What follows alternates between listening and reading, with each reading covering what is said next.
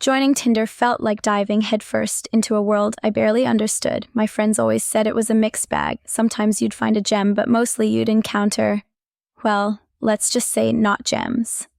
Still, curiosity got the best of me, and with some hesitation, I created my profile. I kept it simple. A candid photo of me laughing with a cup of coffee, one from my trip to Italy to show I was adventurous, and a bio that read, lover of sunsets, bad puns and chocolate cake.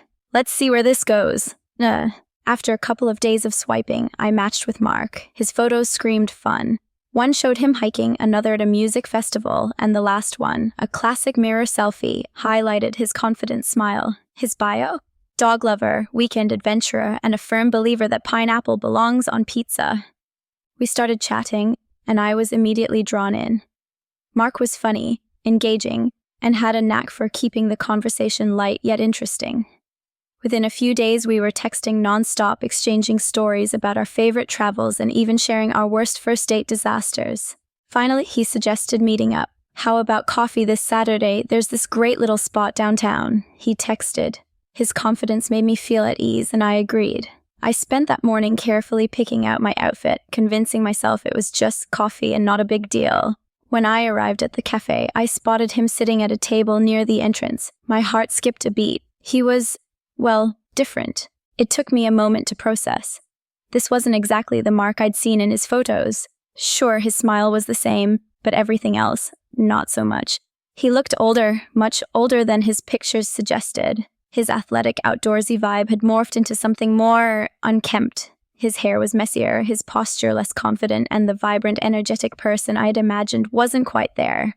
For a second, I considered walking out, but then he saw me and waved. His smile as warm as it had been in his texts.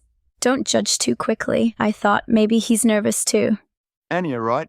He asked as I approached the table. I'm so glad you came. Hi, Mark, I replied, forcing a smile. I sat down, trying to hide my initial surprise. The conversation started awkwardly.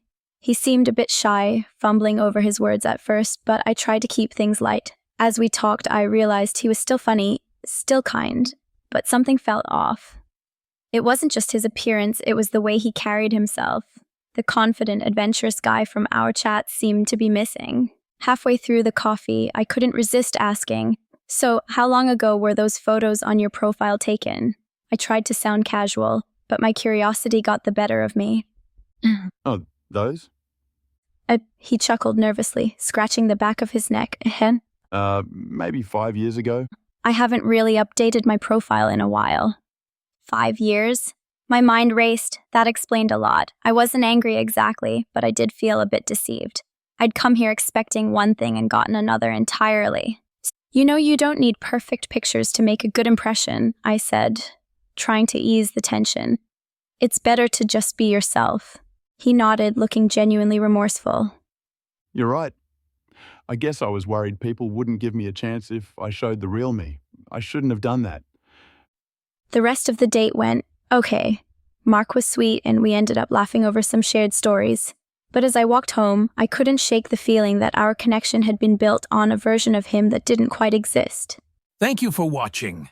We're so glad you spent your time with us. If you enjoyed the video, don't forget to give it a thumbs up. It's a huge motivation for us to create more content. And make sure to subscribe to our channel so you don't miss any new uploads. Thanks for your support, and see you in the next video.